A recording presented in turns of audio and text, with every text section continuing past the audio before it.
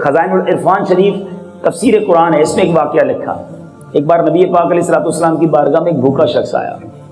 پیارے آقا علیہ الصلوۃ والسلام نے تمام امہات المومنین سے دریافت کیا گھر میں کھانے کو کچھ ہے؟ گھر میں کھانے کو کچھ نہیں تھا۔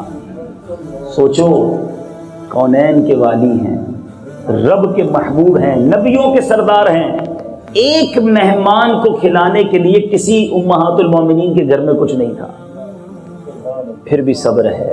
ہمارے فریج بھرے ہیں، ہماری کبڈیں بھری ہیں، ہمارے جیب بھرے ہیں، ہمارے اکاؤنٹ میں پیسے ہیں، مگر پھر بھی تھوڑی تنگی ہو جائے تو منہ پڑ جاتا ہے، شکوہ شکایت، بہت تنگی ہے، بڑا پریشان ہوں، کاروبار نہیں چل رہا، حضرت پہ وظیفہ بتا دیں۔ ارے کبھی رب کا شکر بھی ادا کیا کہ یا اللہ تو نے مجھے کروڑوں سے اچھا بنایا، آج بھوکے پیٹ سلایا نہیں۔ اس دنیا میں لاکھوں کروڑوں ایسے لوگ ہیں جو رات ہم پیٹ بھر کر سوئے تھے وہ بھوکے سوئے تھے، آپ اور میں اپنے بستر پر رات گزار کر آئے ہیں۔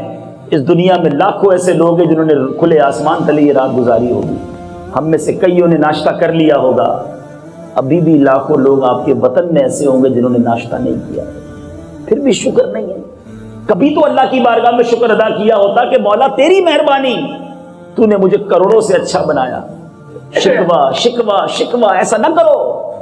اللہ تعالیٰ شکر گزار بندوں کو پسند کرتا ہے اور ناشکری کرنے والوں سے نعمتیں بھی چھین لیتا ہے۔ بہرحال اب کیا ہوا، نبی پاک علیہ الصلوۃ والسلام نے اناؤنس کیا، اعلان کیا ہے کوئی جو اس مہمان کو لے جائے اور اللہ تعالیٰ اس پر رحمت فرمائے۔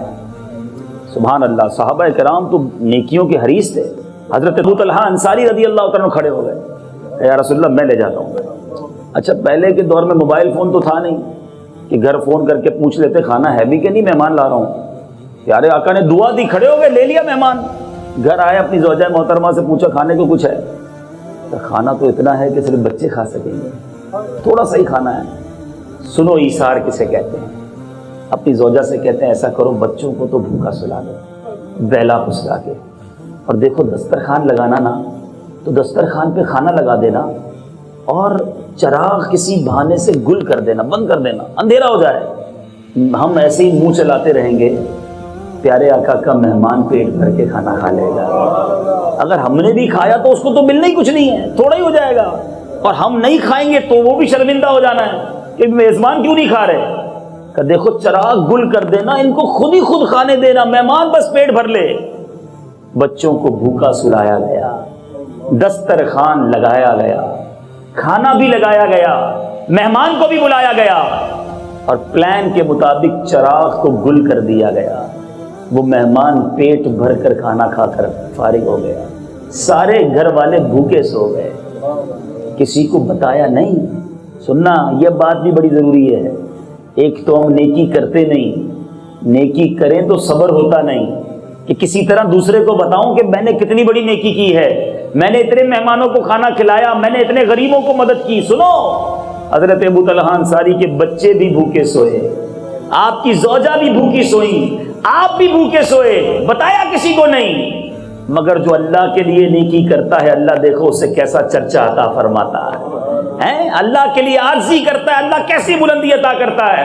حضرت ابو طلحہ انصاری رضی اللہ تعالیٰ عنہ نبی پاک کے دربار میں صبح حاضر ہوئے، آپ نے کچھ نہیں بتایا، مگر غیب کی خبر دیتے ہوئے میرے آقا نے کیا ارشاد فرمایا؟ فرماتے ہیں رات فلاں فلاں کے گھر بڑا عجیب معاملہ پیش آیا ہے۔ آقا نے حضرت ابو طلحہ انصاری کو دیکھا نا، فرماتے رات فلاں فلاں کے گھر بڑا عجیب معاملہ پیش آیا ہے، اللہ ان لوگوں سے بہت راضی ہے، میں نے اور آپ نے بڑی دعوتیں کی ہوں گی، ہم سب کی زندگیاں قربان حضرت ابو طلحہ انصاری رضی اللہ تعالیٰ کی اس ایک رات کی نیکی پر اللہ تعالیٰ نے قرآن مجید کی یہ آیت نازل فرما دی، صبح قیامت تک قرآن تلاوت ہوتا رہے گا اور حضرت ابو طلحہ انصاری رضی اللہ تعالیٰ کی وہ دعوت کی یاد تازہ ہوتی رہے گی۔ چنانچہ قرآن مجید میں سورہ حشر میں رب عز و جل ارشاد فرماتا ہے وَيُؤْثِرُونَ عَلَىٰ أَنفُسِهِمْ وَلَوْ كَانَ بِهِمْ خَصَاصَةٌ وَمَن يُوقَ شُحَّ نَفْسِهِ فَأُولَٰئِكَ هُمُ الْمُفْلِحُونَ، اور اپنی جانوں پر ان کو ترجیح دیتے ہیں اگرچہ انہیں شدید محتاجی ہو،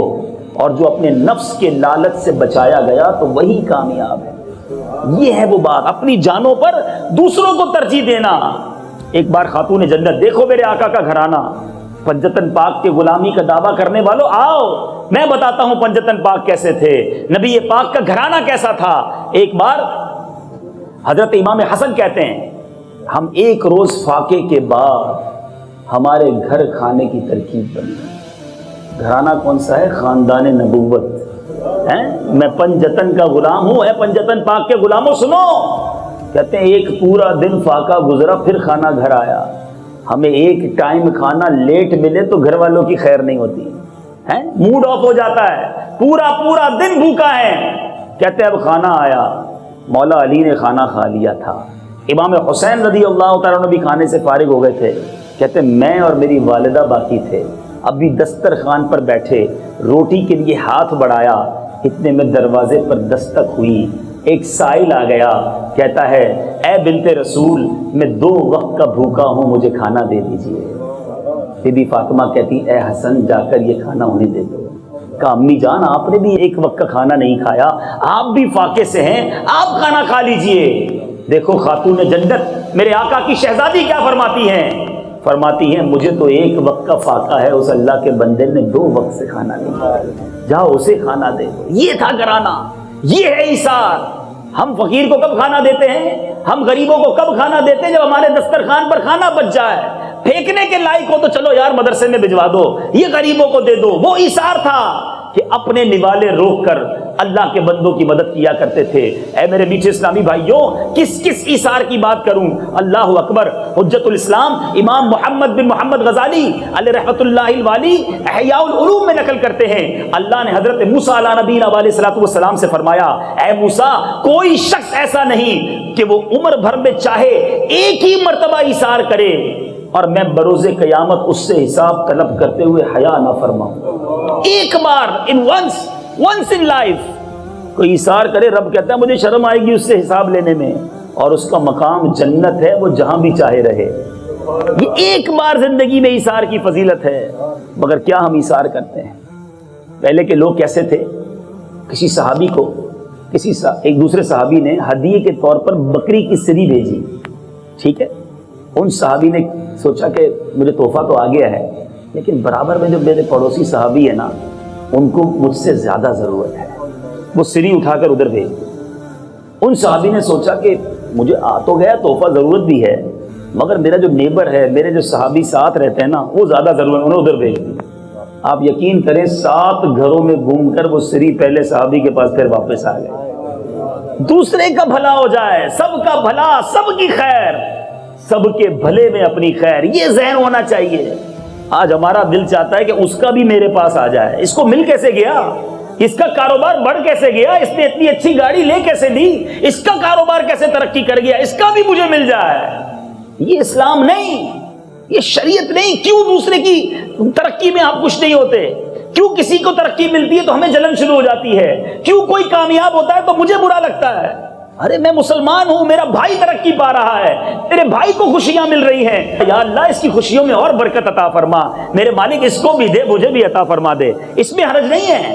اگر آپ کی یہ تمنا ہے کہ کسی کو ملتا ہو، ملتا رہے، آپ کو بھی ملے، اس اوکے۔ اگر پرابلم یہ ہے، حسد یہ ہے کہ یہ تباہ ہو جائے، اس کا چھن کر مجھے مل جائے، یہ انداز درست نہیں ہے۔ پہلے کے لوگ کیسے ہوتے؟ حضرت قطب مدینہ مولانا ضیاء الدین مدنی رحمۃ اللہ تعالی علیہ ایک واقعہ لکھتے، فرماتے تھے کہ پہلے مدینہ شریف کے تاجر کیسے ہوتے تھے۔ آج یہاں بھی تاجر بیٹھے، سنو، تجارت سیکھنی ہے تو اللہ والوں سے سیکھو۔ کہتے ہیں مدینہ شریف میں ایک تاجر کے پاس، کپڑے کا تاجر تھا، ایک شخص گیا، آرڈر دیا کہ مجھے یہ کپڑا دے دیجیے۔ اس تاجر نے کہا دیکھیں جو آپ کپڑا مانگ رہے ہیں نا وہ سارا ہے میرے پاس، میری دکان پہ موجود ہے اور میں دے بھی سکتا ہوں آپ کو، لیکن بات یہ ہے کہ صبح سے میری اچھی بکری ہو گئی ہے، سیل اچھی ہو چکی ہے، سامنے میرے بھائی کی دکان ہے، میں دیکھ رہا ہوں صبح سے فارغ بیٹھا ہے، آپ ایسا کریں یہ کپڑا جا کر اس سے خرید لیں تاکہ میرے بھائی کا بھی کچھ کاروبار ہو جائے۔ سچ بتاؤ کتنے غلط ہیں ہم لوگ، کتنے اپوزٹ ہیں ہم۔ ہماری مارکیٹ میں کسی کی دکان پر گاہک چلا جائے میں پرابلم شروع ہو جاتی ہے، یار یہ گاہک میرے پاس کیوں نہیں ہے، ادھر کیسے چلا گیا؟ اچھا وہی گاہک گھوم کر ہماری دکان پر آ جائے تو پہلے مال دکھانے سے پہلے ہم اس دکاندار کی برائی کرتے ہیں، ادھر کدھر چلے گئے تھے، وہ تو بڑا چیٹر ہے، آئندہ مت جانا، 2 نمبر کا کام کرتا ہے۔ اچھا کسی کی دکان پر رش ہو جائے تو ہمیں وسوسے شروع ہو جاتے ہیں، یار لگتا ہے کوئی تعویذ کیا ہوگا اس نے، روزانہ تسبیح پڑھ کے میری دکان کی طرف ہی پھونکتا رہتا ہے. ارے اللہ کے بندوں، وَتُعِزُّ مَن تَشَاءُ وَتُذِلُّ مَن تَشَاءُ، اللہ جسے چاہے عزت دے، جسے چاہے ذلت دے، جسے چاہے ترقی دے. وہ رب ہے دینے والا، میں ہوتا کون ہوں؟ کیوں تکلیف ہوتی ہے؟ ارے پہلے کے لوگ کہتے سامنے چلے جاؤ اس دکاندار سے کپڑا لے لو. ہم چاہتے ہیں ساری مارکیٹ کا کاروباری میرے پاس آ جائے، مارکیٹ کا بیڑا غرق ہو جائے. یہ سوچ کر آپ ترقی نہیں کر سکیں گے. یاد رکھیے گا، تو دوسروں کے لیے برا سوچتا ہے اس کا خود برا ہو جاتا ہے. سب کا جو اچھا سوچتا ہے اللہ اس کا بھی اچھا کر دیتا ہے.